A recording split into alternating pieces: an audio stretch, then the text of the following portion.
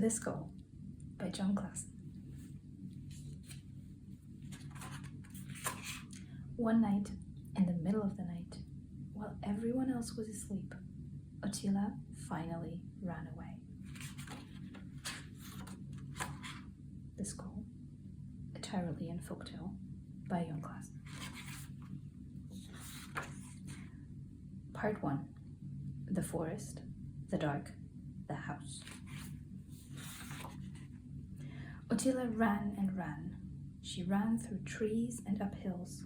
She ran for a long time, all through the night.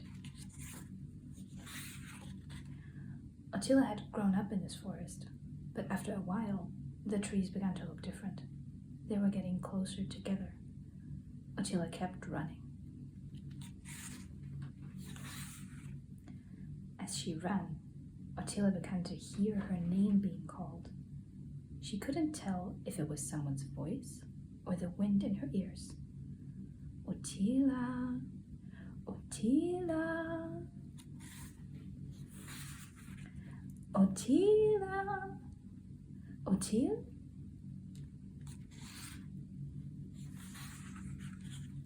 Ottila suddenly tripped on a fallen branch and fell hard into the snow. She didn't get up. She could not run anymore. She listened for her name, but now it was quiet. Ottila lay in the snow and the dark and the quiet, and she cried. When she was done crying, she got up and began moving forwards again. All at once, the tree stopped. She came out of the woods and into an open yard. In front of her, in the distance, was a very big, very old house.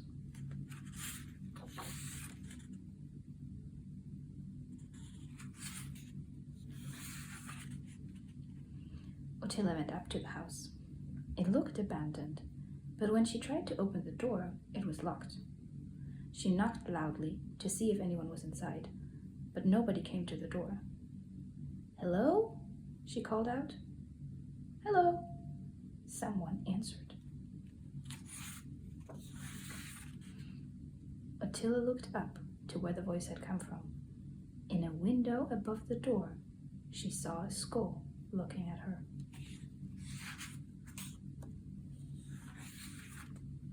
Part 2. The Skull, the Rooms, the Dance.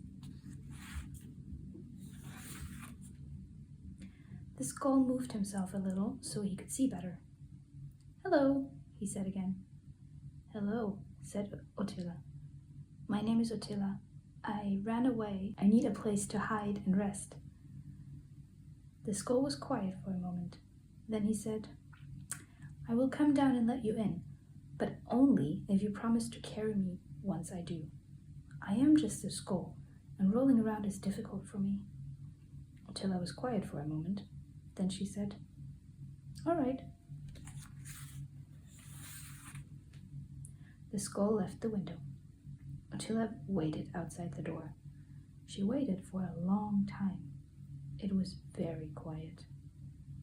Then she heard some small scratching on the other side of the door. The latch turned, and the door cracked open against the snow. The skull pushed the door open wider. "Thank you," said Ottila. "You're welcome," said the skull. Ottila picked him up. She had never picked up a skull before. "Come in," said the skull. "I will show you the house." "All right," said Ottila. They walked into the hall. "It is a nice house," said Ottila. "Yes," said the skull. "I have always liked it here." Have you lived here for a long time?" said Ottila. "Yes," said the skull. They went into a room. "This is the fireplace room," said the skull. "I come here to drink tea by the fire in the evenings." "You can make tea?" said Ottila. "No, not anymore," said the skull. "Can you make a fire?" said Ottila. "No," said the skull. They were quiet. Is that you in the picture? Said Ottila. It used to be, said the skull. They went into the garden room. Oh, I like this room, said Ottila. This is my favorite room, said the skull. Can you eat the pears? Said Ottila. I can eat the ones that fall on the ground, but I can't reach the good ones on the branches, said the skull. I will get one for you, said Ottila. She held a pear for him, and he took a bite. The bite of pear went through him and fell onto the floor. Ah, delicious, said the skull. Thank you. They went into a room with masks hung on the walls. What are these masks for? Said Ottila. I used to collect them, said the skull. Can you wear them? Said Ottila. They are just for show, said the skull. You are not supposed to wear them.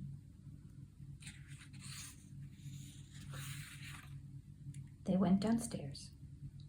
What is this room? Said Ottila. This is the dungeon, said the skull. There is nobody in it now. What is this hole? Said Ottila. That is a bottomless pit, said the skull. Ottila threw the core of her pear into the hole and listened. It did not make a sound. Do you want to see the tower? Said the skull. All right, said Ottila. They climbed the steps up to the tower. Does anyone else know about this house? Said Ottila. No, said the skull. You are the first person to find it in a very long time. They got to the top and walked out onto the balcony.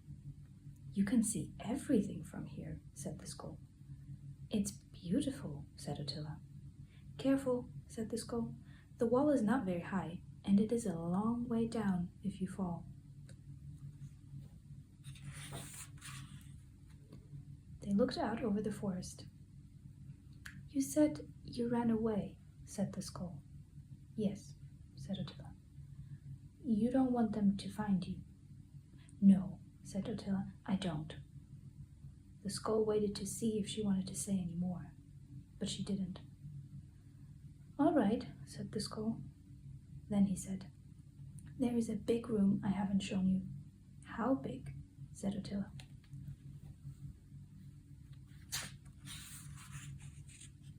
This is the biggest room I have ever seen, said Ottila. This is the ballroom, said the skull. It was for dancing. There were lots of dances here.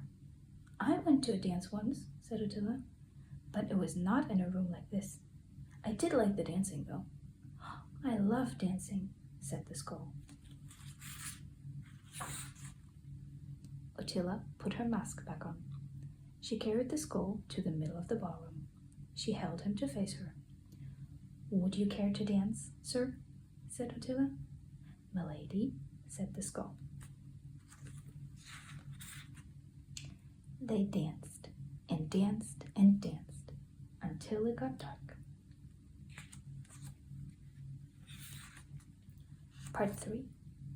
The secret, the bedroom, the headless skeleton. When it was dark, Ottila made some tea and a fire in the fireplace room. Would you give me some tea, please? Said the skull. Ottila took a teacup and poured the tea through his mouth and onto the chair. Ah, nice and warm, said the skull. Thank you. You can spend the night here if you want to, said the skull. I do want to, said Ottila. There is something I should tell you, said the skull. Ottila put her tea down. There is a skeleton that comes here, to this house, said the skull. It is a headless skeleton. It walks around the halls looking for me. When it finds me, it chases me. Has it ever caught you? Said Ottila. No, said the skull quietly, but I am not as fast as I used to be.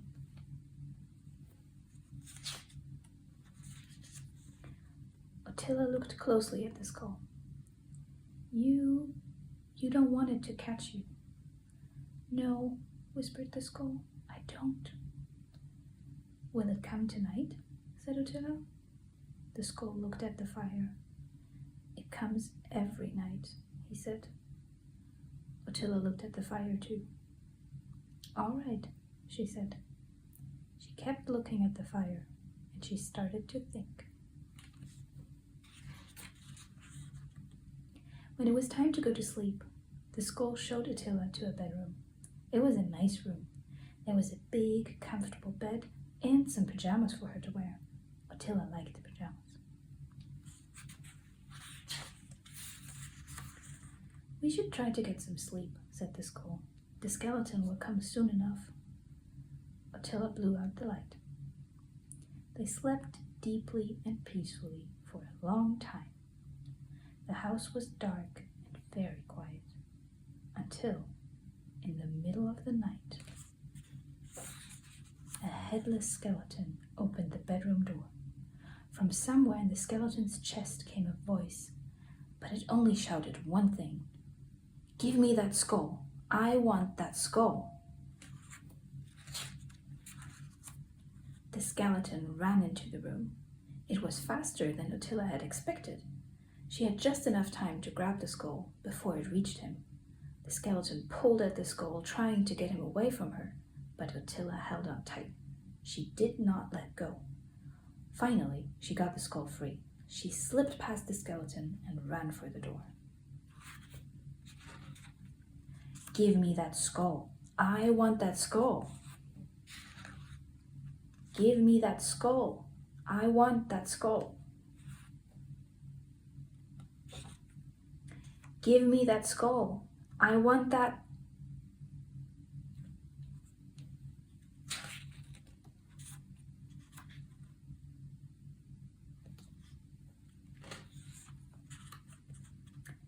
They watched the skeleton fall into the dark until they heard it land, the sound of bones hitting the ground. They listened some more, but they did not hear anything after that. "All right," said Ottila. "Time for bed." Ottila carried the skull quietly back down to the bedroom. She put him on the pillow and tucked him under the blanket.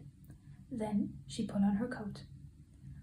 "Aren't you going to sleep too?" said the skull.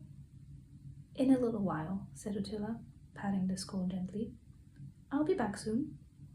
She blew out the light and closed the bedroom door. Part 4. The Bones, the Fire, the Pit.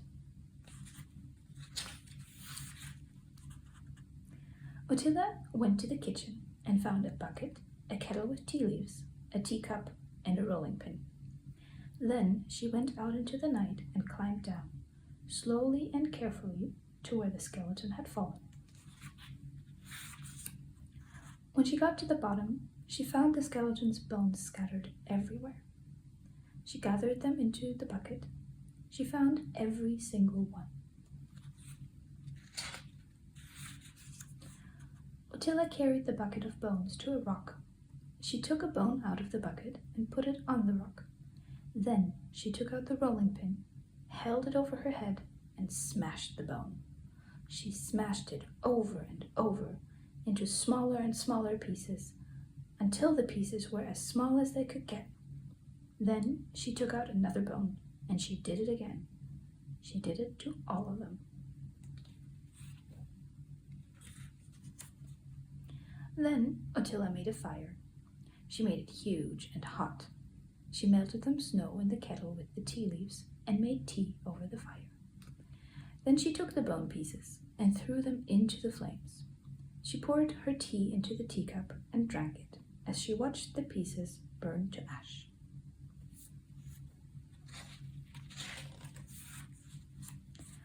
When the fire was over, she gathered the ashes into the bucket and carried it back up the hill, back to the house.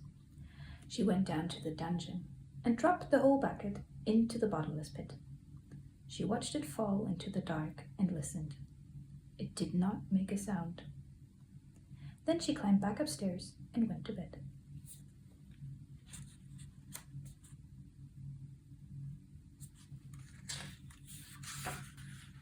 Part 5.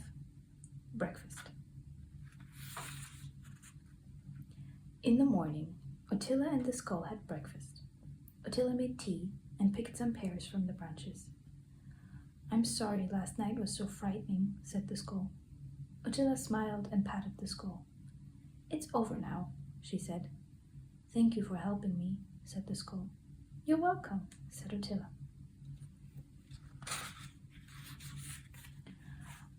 "I wonder if the skeleton will ever come back," said the skull. Ottila cut a piece of pear. "It won't," she said. The skull looked out the window. "It's a nice day outside," he said. "Do you want to go for a walk?" They went for a walk. It was a nice day outside.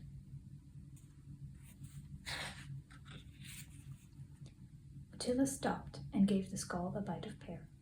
It went through him and fell onto the sledge. "Thank you," said the skull. He took another bite.